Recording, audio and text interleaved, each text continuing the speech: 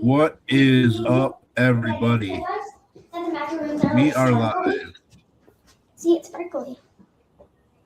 MLB DFS Army's pre-lock show for Tuesday. I am joined by two other people today. We have somebody new with us. We have Darth Pasta joining, Tattoo, and I.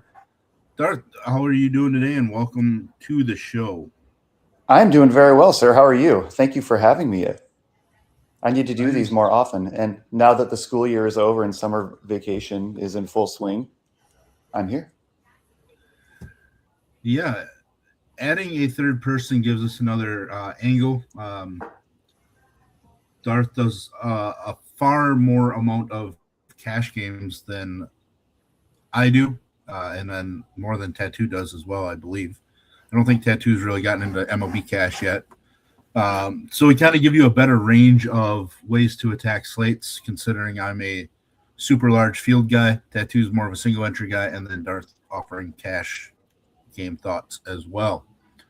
Probably a decent slate to go with the three-man show on with 9 games. You know, it's not a typical Tuesday where we get 15 games up to. No, it's kind of nice. More earlier games today.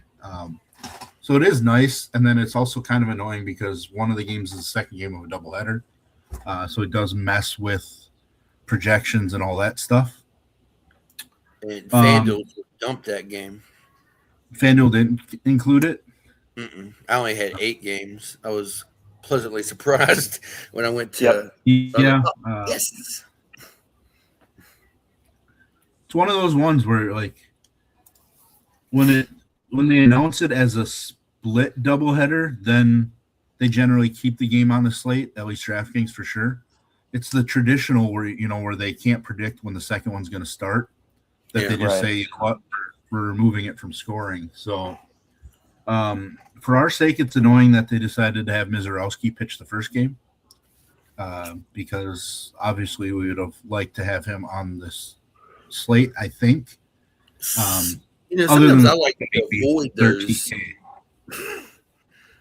like not have to make the decision. Yeah. I mean, based on what he's doing, though, like, is there really a decision? Like, you just play him? You just play him. Yeah. I mean, the last few games, I think, have been a little underwhelming. I mean, he gave up 3 runs today. Right away. And the strikeout upside is so high that it makes up for any mistakes he makes. I just know, like, 2 starts ago, he scored like 19 on DK. Which at almost 13K is not enough. Yeah.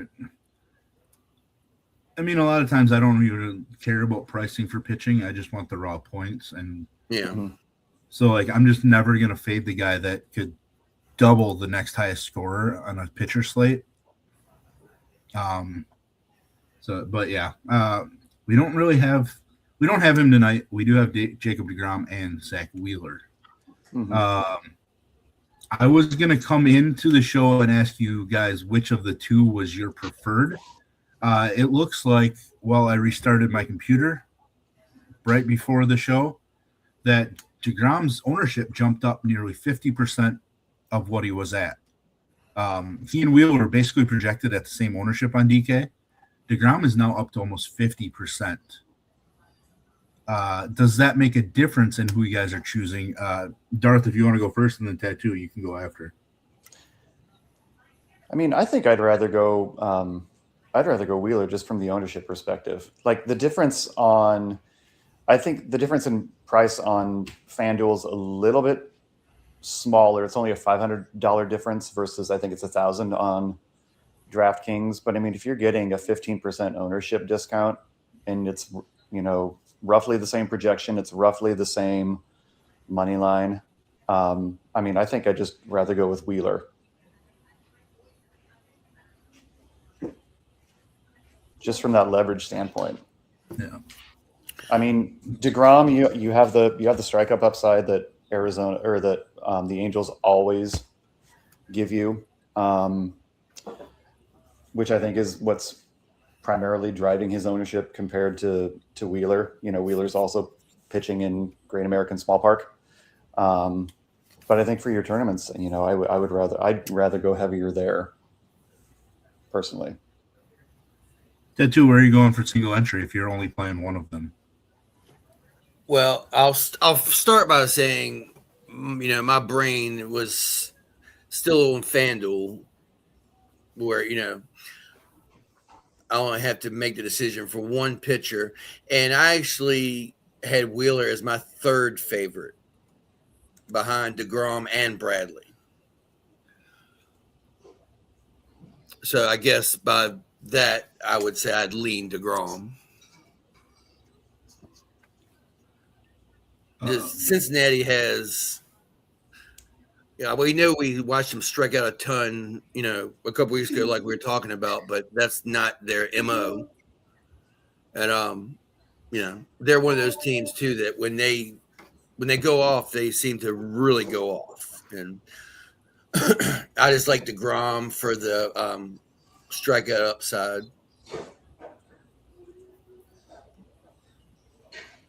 Yeah, I am on the other side of the debate. I am very firmly on Zach Wheeler is the better play than DeGrom.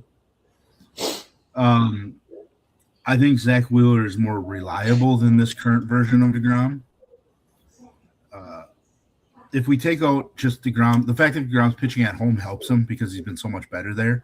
But somehow he struggles against the guys in the Angels lineup, and I don't understand why. Definitely Neto, Jorge Soler even. Like, there's just weird things. I think Meckler got him for a home run, too. Mm-hmm. And to probably surprise you a little bit, the Los Angeles Angels have a better OPS than the Cincinnati Reds do on the season. And strikeout-wise, the teams, like, the Reds have 25 fewer strikeouts in 2 less games, so strikeout rate-wise, they're very similar on a per-game basis. So I just think Wheeler's, earned it. I had some worries about Wheeler coming into the season. Thoracic outlet syndrome surgery has been a death sentence for power pitchers for years.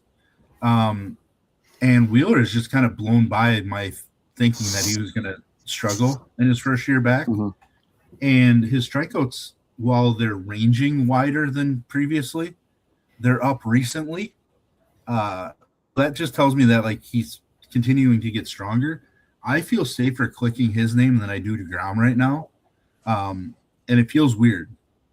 Now, I would also add in. They are 1-2 for me. So, yeah, the 1-2 for me too. And I would also add in. I'm looking in 75 plate appearances. The Reds are hitting just $188 against him.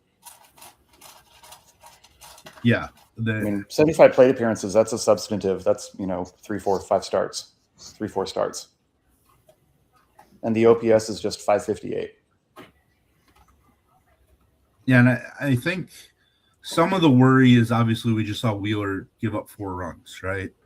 But he also struck out 10. Yep.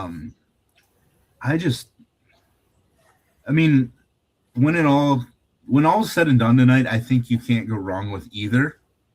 Agree. DeGrom, better ballpark. I just think Wheeler's a little bit more trustworthy based on what we've seen this year. But yeah, really, it probably is a coin flip. I just much prefer clicking Zach Wheeler's name.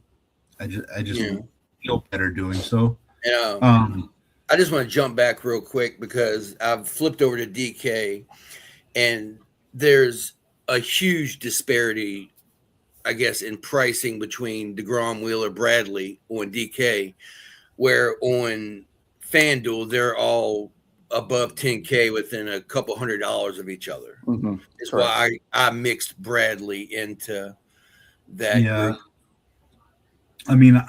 Without really looking at FanDuel, because I hate the site, but I just don't think I could play Bradley on FanDuel if he's similar price to those two. No, I'd be under there. Not, it's, we obviously don't mind picking on Cleveland, but it's basically a coin flip in that game. And Bradley is far more volatile than those other two are. And his ownership shows it. Yeah. He's definitely third on DK, but at 8,500, I think he fits a little bit better. But, man, if you're telling me that he's very similar price to DeGrom and Wheeler, it's really tough to click Bradley's name over one of those two guys. Wheeler is 11,000. DeGrom is 1050, and Bradley is 10-1. Yeah, so $900 difference between Bradley and Wheeler. Mm-hmm. Yeah, we have a $2,000 difference on DK between those two, which stands out even more. I mean, if I'm paying close to 10-1 on FanDuel, I'd rather just go to 9,900 and play Justin Wroblewski against the Rockies. So that would be my second coin flip. He's 99. He's 9,900. I know Tattoo he's kind of a included Bradley. Favorite more than Bradley. Right. That's a big thing. Wroblewski is such a massive favorite. We said that yesterday with Eric Lauer on the show. He was nearly a twice as strong favorite as any other pitcher on the slate, which is kind of the reason why I wanted to play him. Wroblewski's not quite twice, but it's it's close enough, right? Like Wheeler's minus 169, Wroblewski minus 296 from what I see right now. That was going to be my next coin flip, right? Like I think it's DeGrom and Wheeler right away at the top, and then right below them, it's Taj Bradley, it's Wroblewski, and it might be Soriano, but Soriano for a different reason. So really, my coin flip was between Bradley and Wroblewski. Like, which do you go with? Well, for FanDuel, since the win and quality start is more heavily weighted, I'd lean Wroblewski for me. Yeah, I mean, he's got, I think, 6 quality starts in his last 8 or something like that. 5 in his last 7, something like that. So they're letting him go. I mean, he's kind of been their best pitcher other than Ohtani.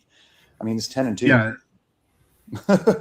Their DK projections are virtually the same. As is Soriano's. That's kind of why I wanted to include him in this tier, because they're all virtually right around that 16.8 fantasy point number. And I think I would put Wroblewski ahead of Bradley, but Bradley, I think Bradley has more raw upside. And then Soriano's probably 5th for me, which it's been 2 months since I rated Soriano that high. But I also just finished writing his note on my sheet. Like, right, the regression monster has definitely hit him, but that doesn't mean that it's going to continue on an every start basis. Now we just have to be more cognizant of when we're utilizing him rather than just auto including him in our pitcher pool. I think things line up for him. A weekend Texas lineup. He's on the road. Texas is just so bad. Yeah. I've been trying to pick on Texas for the last week, but it seems like every time I do, that the ugly lineup just does enough. To hurt you. To annoy me. Tattoo over on FanDuel, are you considering Soriano at all, or is he somebody removed? I considered him. Just because of that, the upside we saw at the beginning of the season was crazy, hitting like 60 points back to back. So we know he's got it in him. We just haven't seen it in a while, but it's definitely something I'd want to take some shots on, just because we know it's there, and maybe we get the positive regression. Yeah, I mean, that's the one thing is, just because we were banking on negative regression a month and a half and 2 months ago, doesn't mean in the same season we can't expect positive regression to hit at some point as well. because he's obviously shown that he's good enough. He's just not consistent enough to do it that strongly. There's going to be spots where he makes the most sense on any slate. I don't think he's clearly in a great spot tonight, but I do like him strong enough over some of the other guys. So that's kind of why he ended up like in the number 5 spot for me. The other guy that I would consider, putting him up against is a guy that Drago just pointed out in the chat a little bit ago. He's who I was going to bring up too. And with Buxton to the IL, it makes it even, Yeah, that helps so much. I talk about Colorado being so bad against left-handed pitching. The Minnesota Twins aren't very good against left-handed pitching either. Nope, they are not. No. And even with Buxton this year, Buxton hasn't been as good against left-handed pitching as traditionally. Just overall, like Royce Lewis has never been very good against left-handed pitching for some stupid reason. So, and without Ryan Jeffers, that lineup against lefties just so soft. I realized they just did it against Weathers, and I think that was just in the middle of the fact that like Josh Bell and Cody Clemens were on fire right then. So things kind of lined up badly. I don't necessarily think they line up badly for Cantillo tonight. No, I don't either. The problem is I don't know that that's huge upside. That's the one worry that I have. Mm-hmm. Those you're getting him a good ownership. Can he outscore, the other guy? I don't think you need to be terribly far over on FanDuel, but the salary is good as an SP2 on DK, and you're getting him at single-digit ownership too.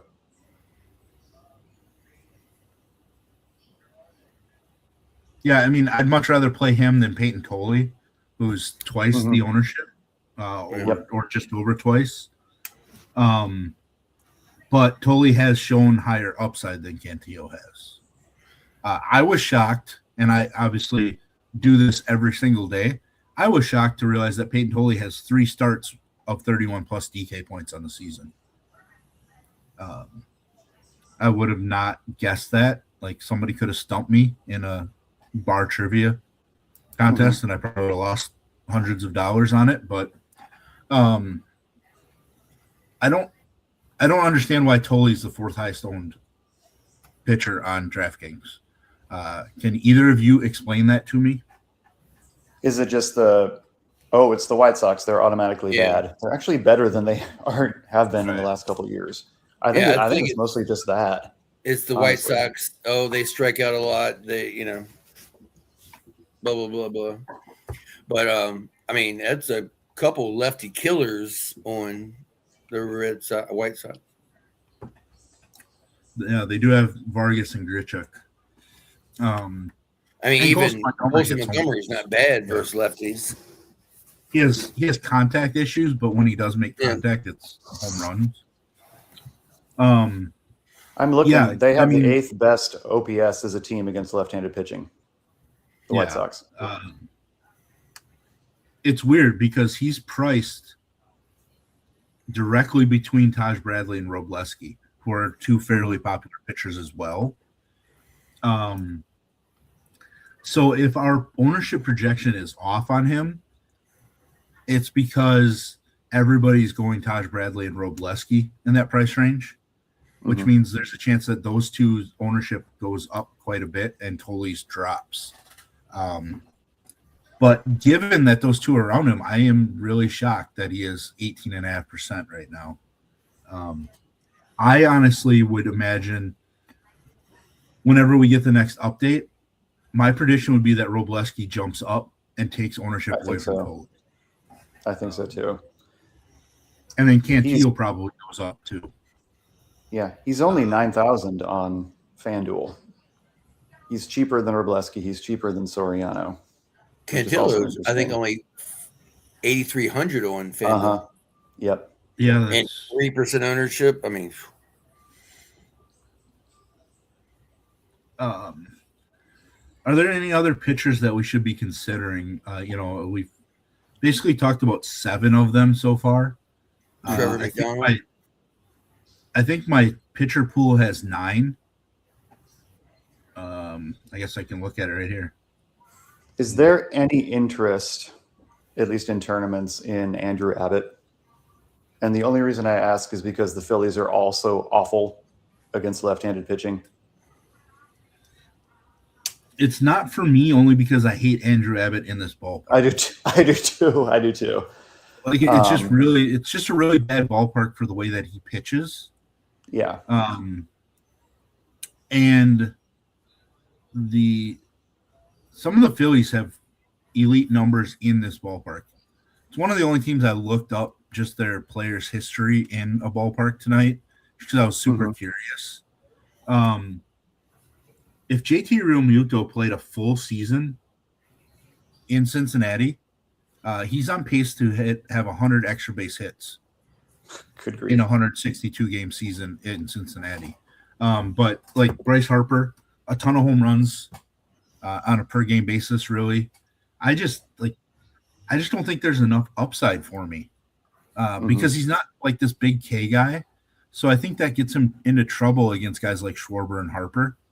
And I mean, Alec Boehm has solid BVP and is swinging it pretty well.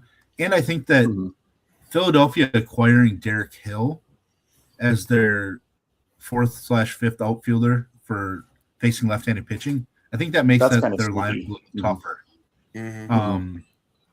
So like, I mean, maybe I'm an Andrew Abbott hater and I didn't really consider him, but I think it's just when I see him pitching at home, it's just automatically I lose interest at all. That's fair. And what about Trevor McDonald? I know you hate him. He made my pool, but yes, I hate him. Now, I pointed out, I think in my video earlier, he might be due for some positive regression when pitching at home. His home numbers, like ERA and like the surface numbers, don't match up the fact that he's been better on the road, which in this ballpark should never be the case for a pitcher.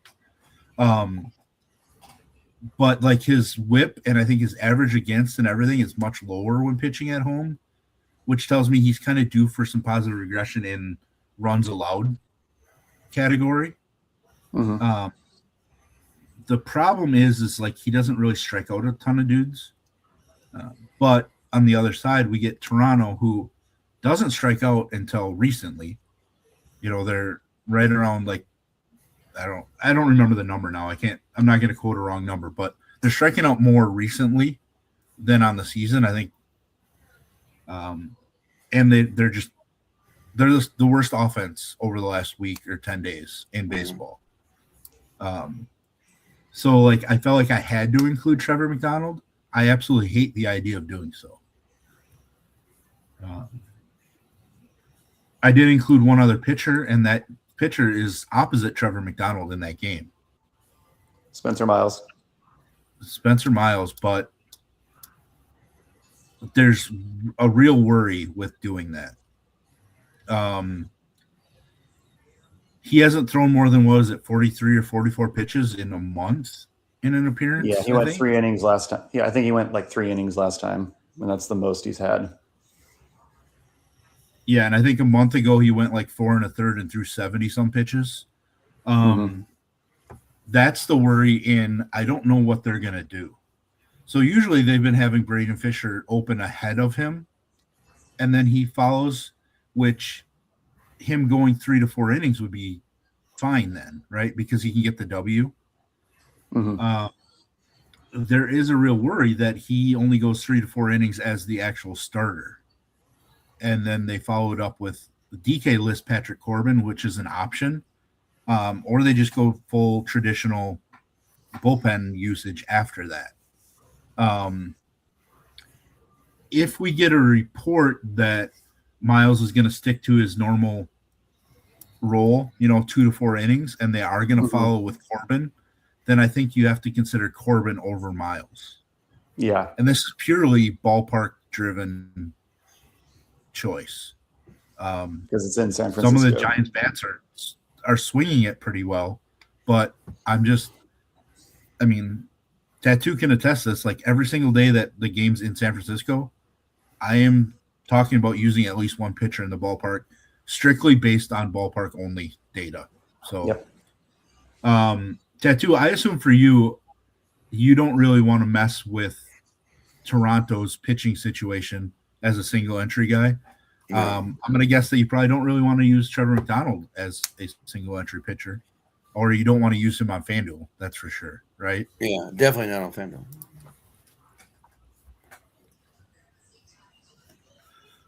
Single entry,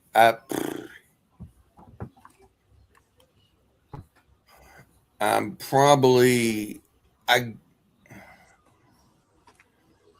it's a debate right now.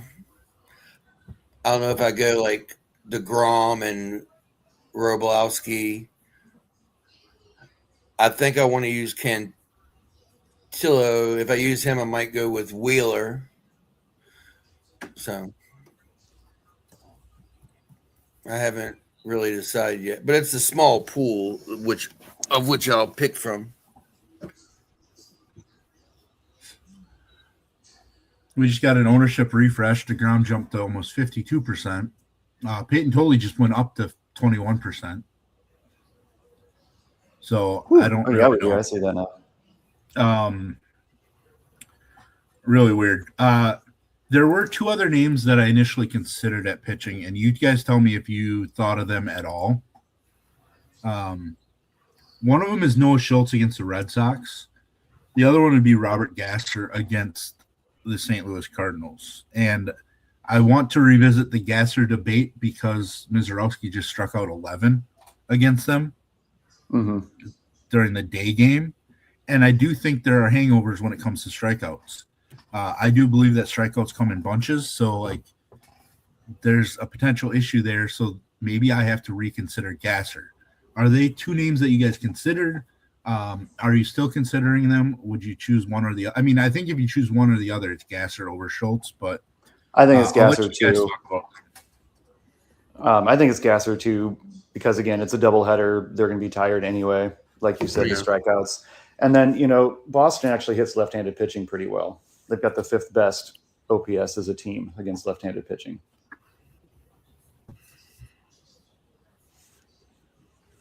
I was just looking at comments, but I don't know how you're going to go DeGrom and Myers because he's not on the main slate. Myers. Oh, Max Meyer? Yeah. Yeah. He's on the 640. I mean, I will tell you that I wish Max Meyer was on the main slate because I play Smart whenever he is on a slate. I would love that option. He would. If I had him as an option tonight, I think I'd go super smaller pitcher pool because I'd feel super strong about the main guys that I wouldn't need to add speculative names. I wouldn't have to consider a guy like Robert Gasser. I wouldn't have to play pitching in San Francisco. Really. But Gasser's been really consistent too. He's going anywhere between 5 and 6 innings the last month, hovering between 5 and 7 Ks. And to your point, I mean, they're not on FanDuel, but that's a great SB2 kind of track record, especially given the fact that, again, it's the second game of the day. So that ups his upside a smidge. And he's cheap too. He's only $7,000 over there on DK. Yeah, the one thing that would worry me a little bit with Gasser and the Brewers is the fact that they had Mizorowski go 7 in the first game. So they have more bullpen available to where the Brewers can do their traditional thing, and all of a sudden a guy can be out after 4 to 5 innings without a reason. So there is that slight worry. But I think ultimately I need to probably reconsider my use of Gasser. And he's just 3% owned right now. Really you could even go 5-10% and still that'd be enough for him. Yeah, I mean, I think I could just replace Miles in my pitcher pool if I wanted to with Gosser. I don't know if that's a route I want to go, but they can basically like interchange in my pool from a percentage base, and I, everything will be normal for me. But yeah, that was one that might just come down to the wire for me before I fully decide. I've been pretty decent at not taking pitching against St. Louis much of the season, because they always seem to have a lineup that just gets dudes on base for whatever reason. But I don't know. But I mean, this is a situation that obviously I don't think they posted their lineup yet either. And the situation makes sense to me.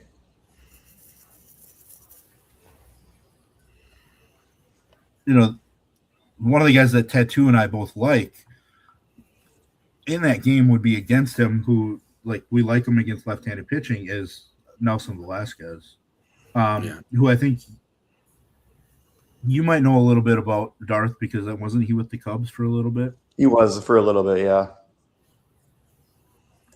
The Cardinals lineup just came out, so they have 3 left-handed bats in the lineup. Nelson Velasquez is hitting 4th.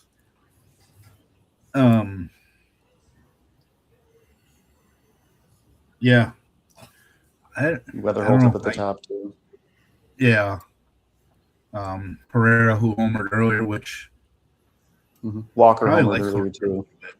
Yeah. So a couple of the bats, Pereira, Walker, and then when you add in Velasquez, it's probably a tougher spot for him, because of the way Walker and Velasquez have done against left-handed pitching. I just don't know. Like I'm going back and forth. I just don't know which way to do it. I still feel like I might have to side with pitching in San Francisco, but I feel gross about McDonald and Miles. Yeah, so I don't know. Do you guys have anything else you want to add about pitching? Because I think I've pretty much said what I needed to say. Like if you're considering Zach doesn't have any. No. He's 5,700 on DK. That's ridiculous. But he's just been that bad. I think I saw a thing. He has the highest ERA of any qualified starting pitcher this season. Yeah, that did come up a little bit ago. I'm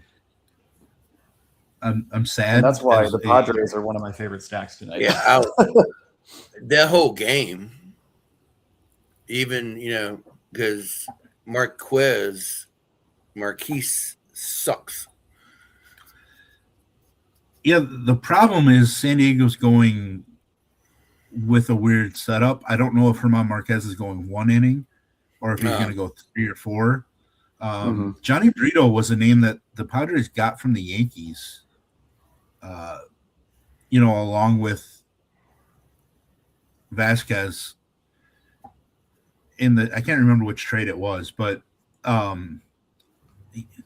don't know, but he's also coming back from the internal brace Tommy John combination thing. I just don't know, like that combination could turn it into more of a bullpen game, and that's the issue that I have. Is if you get San Diego in a bullpen game, that's really bad for an offense. For much of the season, they've been considered to have the best bullpen in baseball. And it's not just Mason Miller. It's just a bunch of guys. I'm gonna stack Arizona, but I just wish I could play Zach Gallen once and feel nostalgia and have him give me a throwback start when pitching at home. But I'm not sure that we ever see the same Zach Gallen again. Yeah. No, I don't think so. I'm surprised the game total is only 9 or whatever, too. To answer a little bit. Zane, can Junior homer tonight? I definitely think so. Warren is. Let me see here. 70% of his pitches are put into play, and 6.8% of those are home runs. I mean, So, Junior Caminero got a home run for anybody. yeah. I would like to see Junior Caminero connect on a Mizorowski 105-mile-an-hour fastball. I think the world would end if that happened. 500 feet minimum. Yeah. Only 53% of Miz's pitches get put into play. Yeah. Having a 50% chance of putting in play as a professional hitter, a 50% chance, says a lot for what Miz can do. We think, like, on the other side of that, Zach Gallen, 75% of his pitches get put into play, and 6% are home runs. Shit, which isn't that much, right? I mean, like 6% probably feels a lot, but if you're having 75% of your pitches put in play, 6% is kind of a lower number than you'd think. So, like, Zach Gallen doing a good job of just not giving up home runs. He just gives up a bunch of hits and runs. I don't know. I'm sad because peak Zach Gallen for multiple years was awesome. Oh, yeah. Especially when pitching at home. It was such a surprising trade that Arizona got Zach Gallen from the Marlins, because it was Jazz Chisholm for Zach Gallen was the trade. Just out of nowhere. Like a May trade that made no sense when they were prospects. And Zach Gallen had a couple of years where I don't know if he was top 4 or top 5 in Cy Young, and then he just suddenly fell off. So it's a sad day for my fandom. All right, we've talked a lot about pitching. Let's get on to some offenses. The problem for me on this slate, offenses, it's very clearly a couple of teams, and then it falls off a cliff. At least for my stack rankings. Like, I had to force myself to keep going after like 7 teams. I don't really like that, considering that it's just 18 teams. But yeah, I think I only have 7. I think we can probably say for all 3 of us, our top 2 stacks are the Phillies and Dodgers, right? Like, no. That 2 dropped the Dodgers off, or what? No, Boston is my second stack. I think Boston is my 3rd. I should probably. Boston's your 5th. Is it really? Well, I guess 5th would be the same. I mean, same as 3rd. Level as number 3, because of how I do my rankings. Yeah. And I'm saying Philly and Boston are my tier 1. I got Arizona, San Diego, White Sox, Dodgers, and I had Minnesota, but I'm dropping them.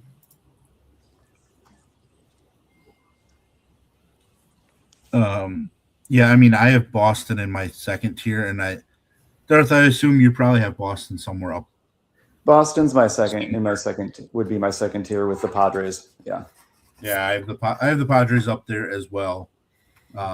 And then I also have the Brewers in my 2nd tier. I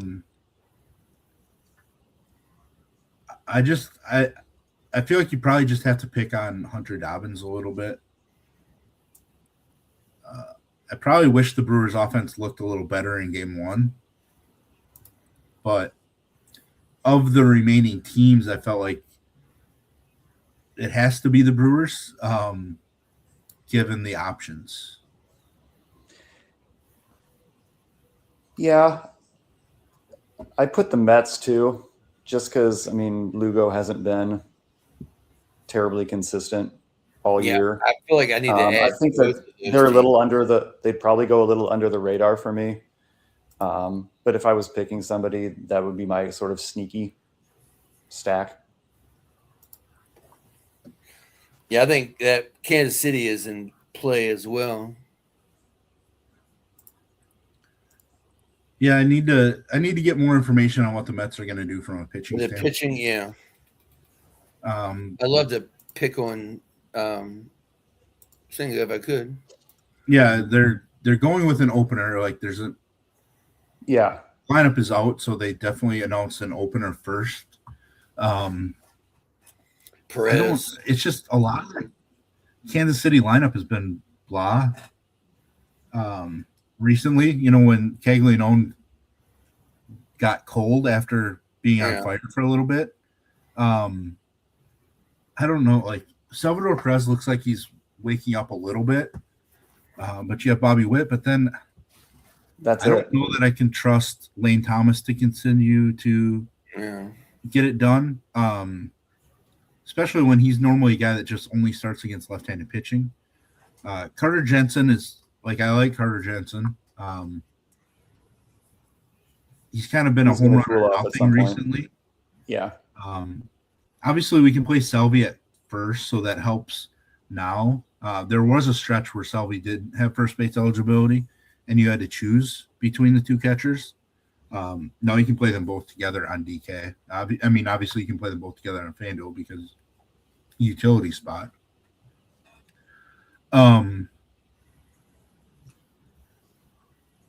Kansas City's low enough owned.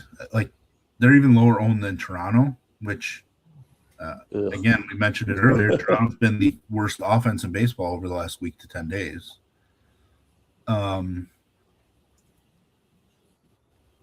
Milwaukee's a little more popular than I like. I don't know.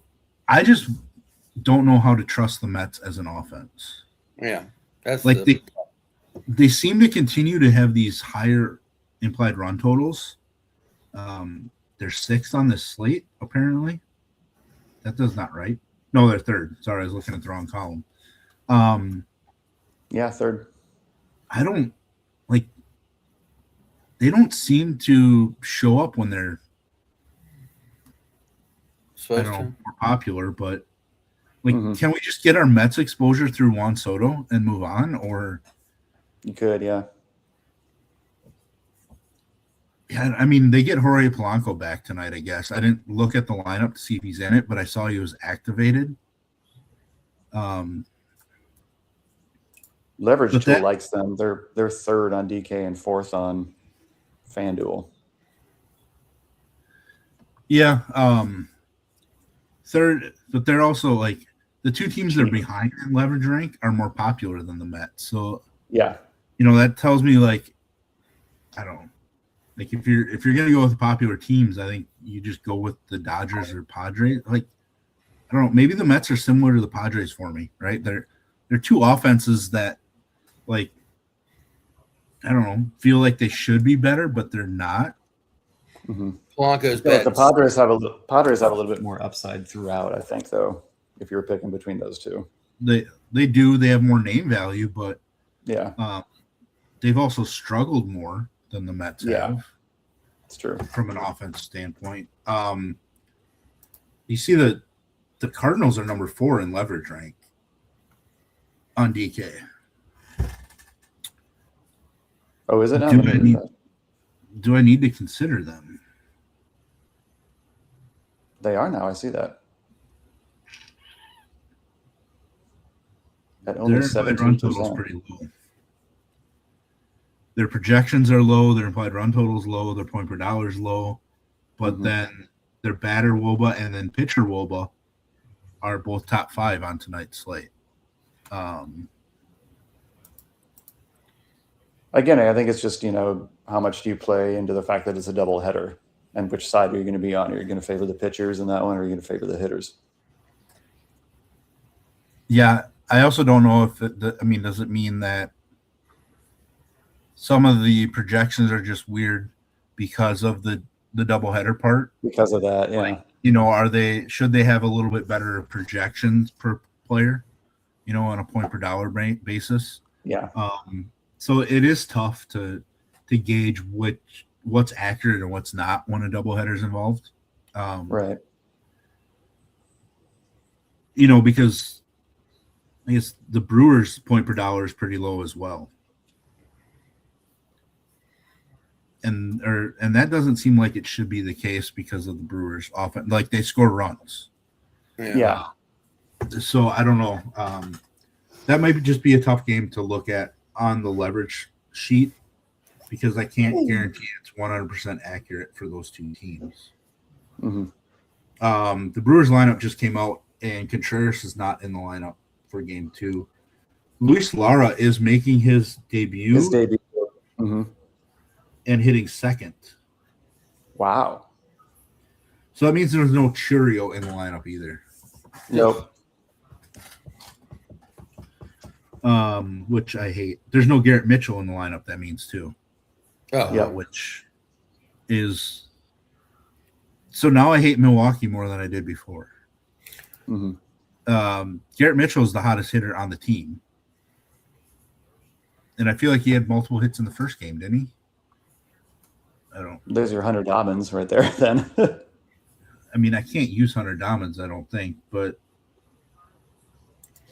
yeah, Garrett Mitchell had a multi-hit game in Game 1. Mm-hmm. Joey Ortiz had 3 hits in Game 1.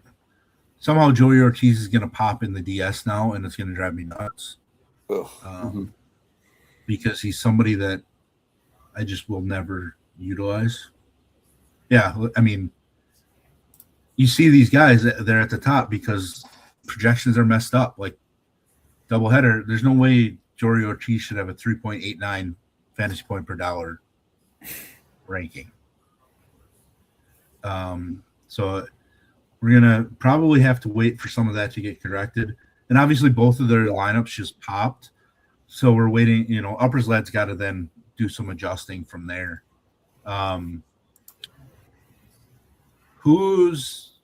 I guess, do you have any interest in any of the teams that are, say, sub 31% here? I mean, Minnesota at 31%, Kansas City at 31%. Those percentages are low enough, but there's such a drop-off then from Minnesota down to St. Louis, Colorado, etc. Mm-hmm. Is there any real interest in any of those teams at 17% total ownership or lower? White Sox. Yeah. Yeah, I think it definitely has to be the White Sox that sub 10%. I mean, Vargas. I mean, trying to like Vargas. I mean, just murders lefties.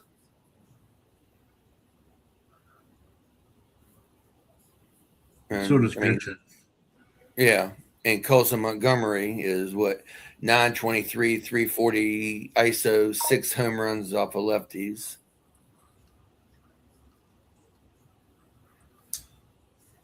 And I mean, they get Grichuk for free. Yeah, the worry with with Grichuk is obviously he's probably coming out of the game when a lefty leaves. Just because the White Sox seem to love being able to use their speedy outfielders. Who's not in the lineup? I got it. Antonacci's not in. I don't know he is. Antonacci's not in. Oh, is he in? I thought he wasn't. I see him. He's in. I see Tristan Peters is in too. So who am I missing? Benintendi, right? Benintendi. But there's always a chance Benintendi enters for Junior Perez, who's in the lineup too. So maybe. Oh, but then they also have Jacob Gonzalez, who's not starting tonight at first base with Vargas at first base. So, is there a chance that Jacob Gonzalez enters for Grichuk too? I mean, I'm still using Grichuk because of his power against left-handed pitching. Yeah.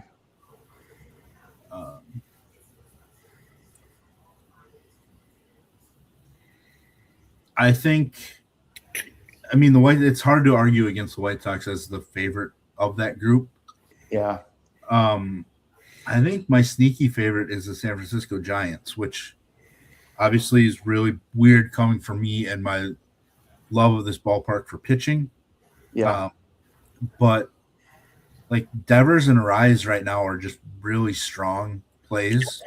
Mhm. And if you're just looking at the pitching matchup, Ramos, my main man, Heliot. I mean, Helio Ramos is warming in his return from the IL. I mean, Casey Schmidt always seems to make sense. Yeah. I just like, I've recently went on this explanation of like why I thought in the offseason Luis Arise going to San Francisco was such a huge thing. Because he's not a power guy, but he's a line drive hitter with gaps. And the gaps in this ballpark just create extra base hits. And he already has a career high in triples in the first half of the season. So I think this ballpark actually fit Luis Arise so well. He's such a good hitter. And I think Devers has been fine in this ballpark, but also the fact that he's just warming up. Like, he woke up big time after that first month or whatever. I mean, the rest of the lineup's whatever. I think Young Ho Lee is very similar to Luis Arise. I think he works in this ballpark. A line drive hitter, not a ton of power, but line drive hitter, extra base hits. We like extra base hits enough. It's the teams that home run hunt that we don't love in San Francisco. And I think San Francisco and Buster Posey are trying to build a team that's more extra base hit focused than just home run and that sort of traditional focus. So it's kind of why I've started to find myself on San Francisco a little bit more, even though they were the worst offense in baseball the first 2 months of the season. Like, just the absolute worst from a run scored standpoint. I think they've come up quite a bit from them. I should probably look before I quote numbers, but I swear they moved from the worst from a total runs point to, they're the ninth worst? Yeah. But they're still moving, it's not like all these other teams stopped playing. So, they've jumped 8 other teams. Casey Schmidt's been hot the last few weeks. Bryce Eldridge. And what if I told you that since San Francisco Giants have the 12th highest OPS in baseball? Playing half their games in that park. Yeah. Their OPS is higher than the Braves, higher than the Orioles, higher than the Tampa Bay Rays and Junior Caminero, higher than the Astros with Yordan Alvarez, higher than the Philadelphia Phillies. So, like, it's really just a runs thing for them, but they're doing enough. Like, they have the 4th most hits in baseball. 4th most hits. They have the 2nd most triples. They're 19th in home runs, but they're not. It's not terrible. They're 6 home runs away from. They're 6 home runs away from the Cincinnati Reds and being in 13th place. So I think the Giants are just one of those teams that we can play, but with some different expectations. They just don't walk a whole lot. They have the fewest walks in all of baseball too. So they have to get multiple hits, and that kind of makes them more of a stack only team than anything. But I don't know. I did a lot of rambling about San Francisco Giants of all teams. You both kind of said the White Sox. Is there any other team down in the bottom half that you're really interested in getting exposure to at all? Or are you somewhat chalkier tonight? I'm more chalky tonight. I wrote up, and it felt really gross to write them up in my article, but I wrote up the Rangers just because of Soriano's regression over the second half of the season thus far. but it feels so gross. Seager's hurt, Langford's hurt. They have kind of nothing else. Yeah. It felt really, really icky. But I mean, I may have a sprinkle of them. Yeah, I feel like after the Mets, the only real interest I would have would be the White Sox, San Francisco.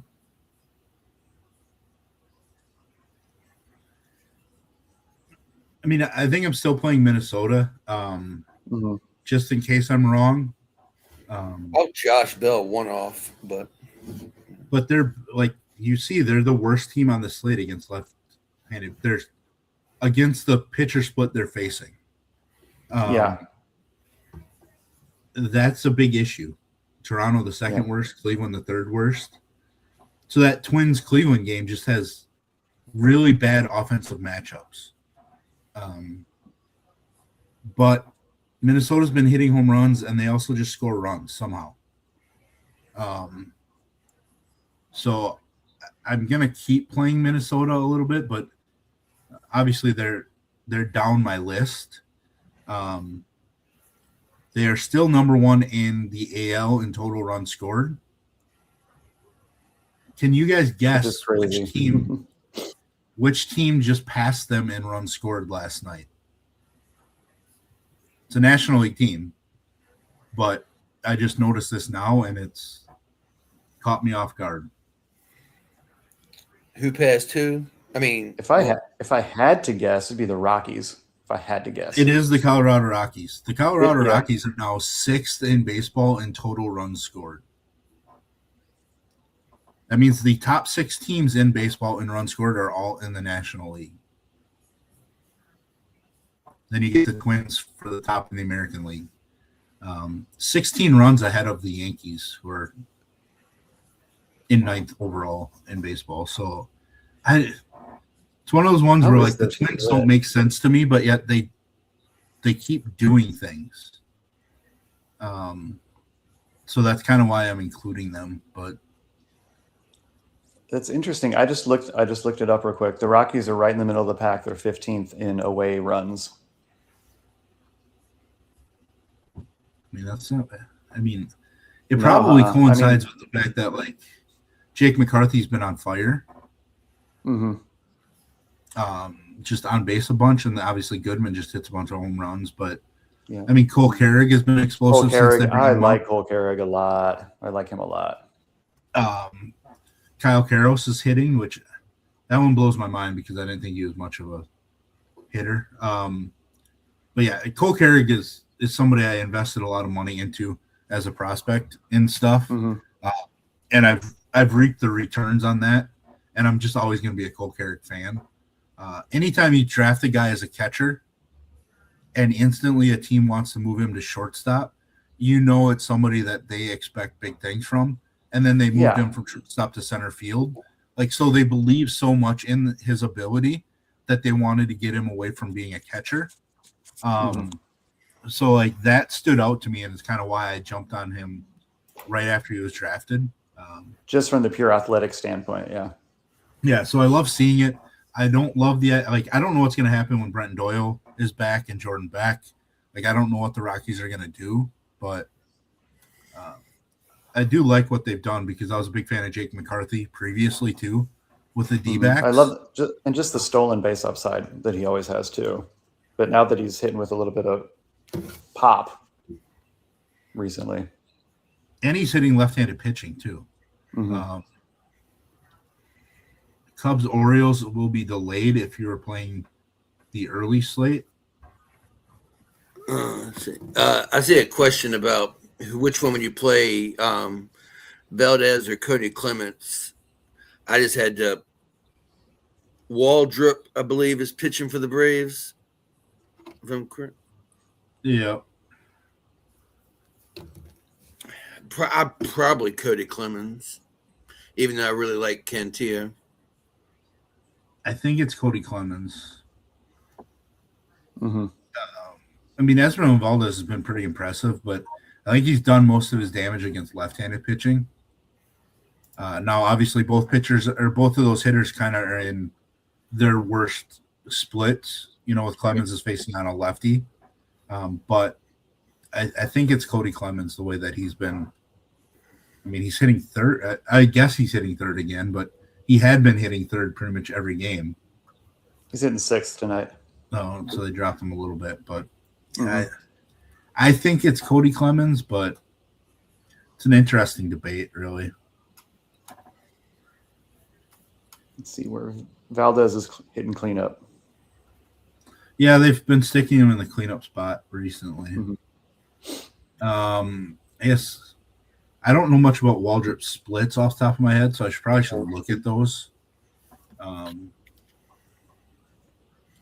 He has been hit harder by right-handed bats so far in this season.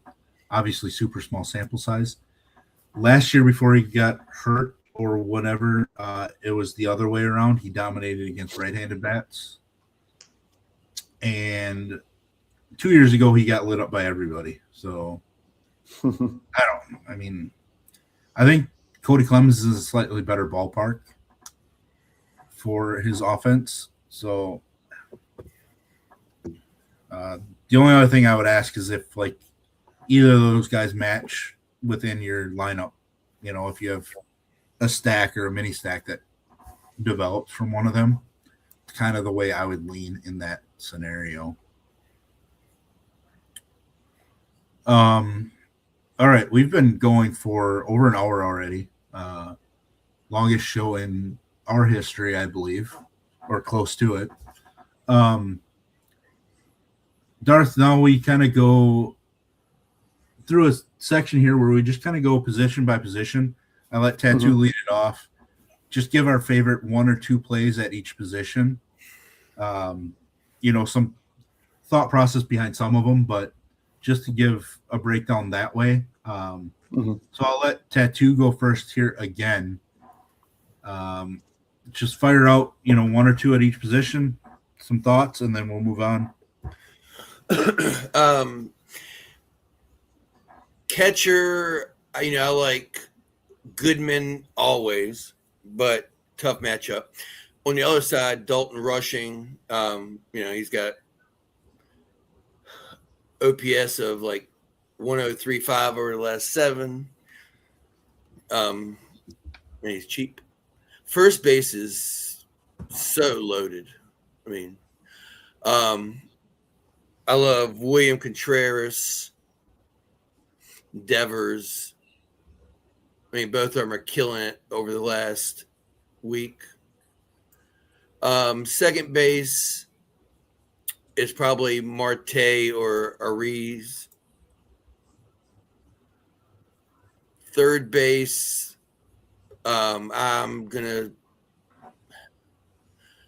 Vargas, and then it'd be like Machado or Baum. Baum's like 4 for 7 off of Abbott. Manny's got like a 417 ISO, 3 home runs over the last 7, and OPS over 1100. Shortstop, it's hard not to say Neto, even though we like DeGrom so much. So probably go with like a Trey Turner. Outfield, always loaded. I don't know why it feels like a double dong Schwarber night. Always love Ramos. Obviously, Grishik. I like Rafaela tonight and Brandon Marsh. And always Cole Carrick. Love. Marsh is not in the lineup, I believe. Kiss him on this. Darth, you want to go? I'll go last and try to pick some scraps after both of you have made some choices. Sure. Well, the upside, Goodman is there for catcher. You mentioned it earlier, Raz, just Real Muto's track record there in Cincinnati against Abbott and everything. Real Muto's cheap on FanDuel. He's only 2,700, which is nice too. And then Anthony Seigler too, just for Boston. 2,700. He's leading off too. He's been hot recently. I've written him up a couple times over the last week or two. As kind of a value play. At first base, I like, Freddie Freeman, obviously, I think just in that matchup. Luis Ariz, he's got first base and second base eligibility, at least on FanDuel. So you've got a little flip-floppy there too. I think at second base, I like the fact that you can play either, because I like the Padres tonight. I like the fact that you can play either Tatis or Cronenworth at second base on FanDuel. They've both got solid track records against Gallen, and it's just Gallen in general. So I like either of them. And then also Casey Schmidt. He's just been hitting super, super well lately. You can also play Schmidt at third base on FanDuel too. Vargas has got the upside against Peyton Tolley. I think it's short. If I'm just looking at kind of price and upside, even though he's going to be super highly owned, Mookie, he's only 3,200 against Michael Lorenzen. And if you're looking at kind of the pay up options there, Neto's 3,900, Bobby Witt's 3,900, Ellie is 4,000. So you're getting Betts' upside a little bit in a good matchup at a discount. And then Tattoo mentioned Trey Turner. He's only 3,000 on FanDuel too. And then I think for outfielders, McCarthy, I think is maybe a little too cheap at 3,300, even though it's a tougher matchup. I think, you like him in that spot. AJ Ewing, maybe a little under the radar. He's owned. He's 12% owned, but he's leading off against Seth Lugo, and he's sub 3K. He might be a little sneaky piece that you'd want a little bit.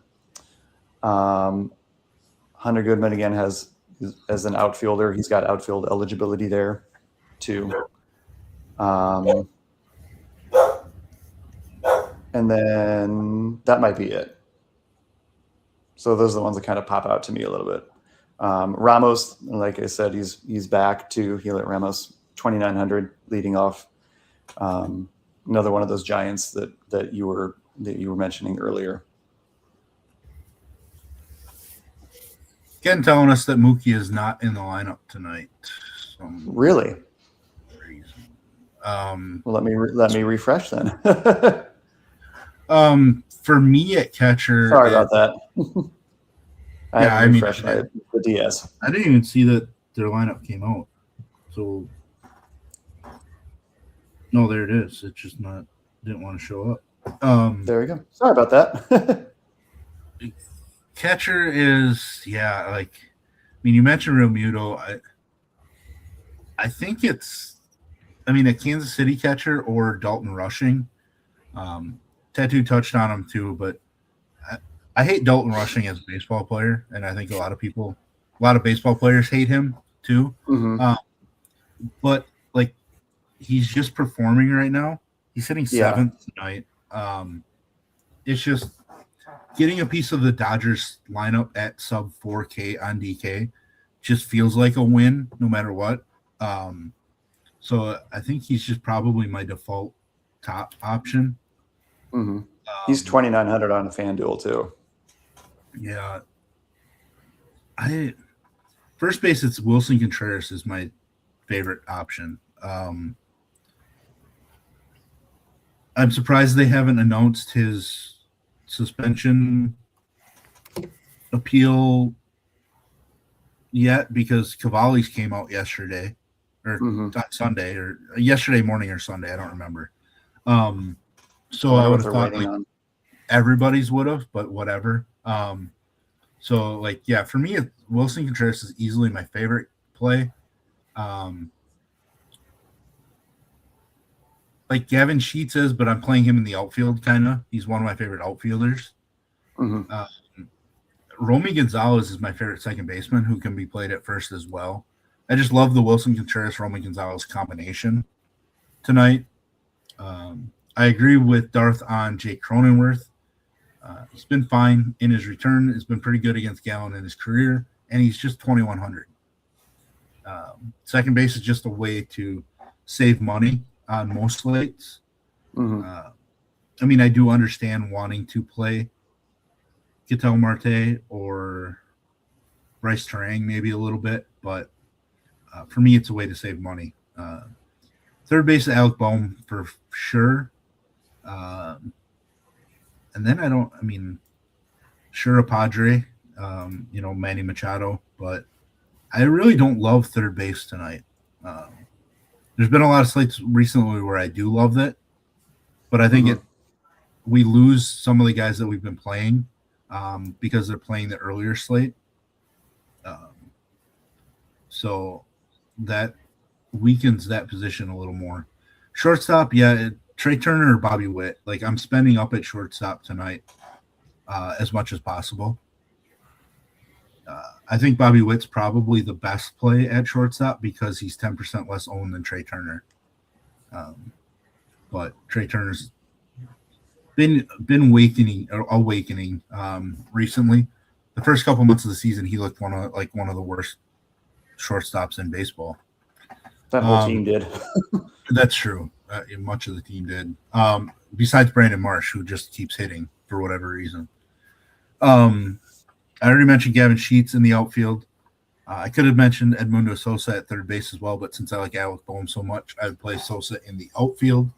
Kind of wish he's still at second base eligibility, make things a little easier. Sosa? Yeah, I wish. He is on FanDuel. He's eligible on FanDuel, which is great. Luke Keyshaw, you can play at second base too. Has finally been warming up. He's been kind of a disappointment for the Twins after they thought he was turning into a star last year. But he's warming up, so I like his price point and the fact that he can play him at second base makes a ton of sense. Luis Lora making his debut at just 2K. I kind of like it. The problem is I don't know what he's going to do with all the expectations on him. They signed him to a 7-year contract before he ever debuted. It was actually weeks ago that they did this. But hitting second right away off the bat, I like the spot since, I do like some of the Brewer bats. So he makes a ton of sense for me. Yeah, I mean, you guys have pretty much mentioned every other outfielder I'm prioritizing. I don't know if either of you guys said Juan Soto, but Soto's just kind of locked in. Yeah, finally.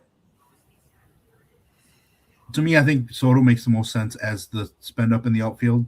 I prefer him over Schwarber, over Ohtani. I do too.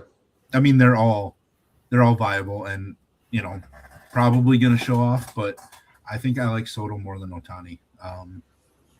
It helps that you're saving $800 on DK. FanDuel, they're the same price, but Soto's half the ownership. Yeah, too. I mean, yeah, I would just go with Soto. One guy that I probably won't have high enough ownership on, even though he could show off, it would be like Jackson Merrill, since we're trying to pick on Zach Gallen. Merrill might get overlooked a little bit because we have Tatis, Machado, Sheets, etc. So, but yeah, there's all of our discussion, all of our thoughts, etc. We got some ding dongs. Yes, Tattoo gets to give out his ding dong to people. Do it. I love being on the internet. Give the people the ding dong. Give the people the dong what they want. Luis Garcia Jr., Cody Clemens, CJ Abrams, and Edmundo Sosa. There we go. I mean, just to keep taking Nationals bats to homer when facing right-handed pitching is really the thing you do right now. They look like the first month Nationals offense to where they just hit a bunch of home runs. So ride them while they're doing that, and then be prepared to run away from them when they're ice cold. Start the second half or something. But yeah, longer show than normal. Appreciate Darth joining us. If you guys are members of DFS Army, hit us up in Discord. If you're not, scrolling at the bottom of the screen, our best promo code, BestBall2026, gets you 20% off any NFL package or VIP like Core 4 membership. The Core 4 does include baseball.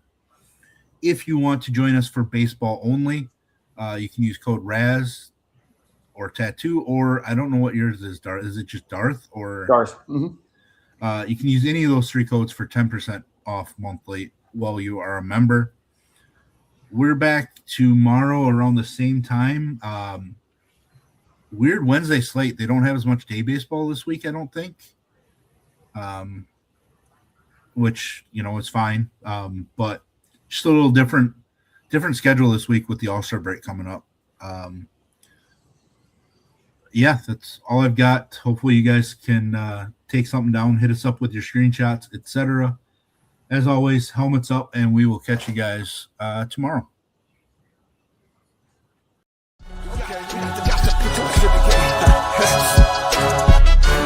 Got the best coaches in the game. We really ain't playing. We regroup up in the Slack chat where the coaches debrief. We be piecing these puzzles, occupy the chunk of the pie. Ain't no lie when we hit the block. Helmets casket is top. You be seeing helmet after helmet, helmet after helmet. First place, second place, fifth place, eighth place, 12th place, 15, 16, 20. So many helmets, you got blurred vision. We got too many. Tick your check. Oh man, shit. They got us fucked up. Army, regroup. We pledge always to have that edge. We don't fire warning shots. Competition just dropped. We locked and loaded before lock. Whatever the time, yeah. Do you even correlate? Being the best requires a willingness to outwork your competition. There's always someone smarter, faster, sharper.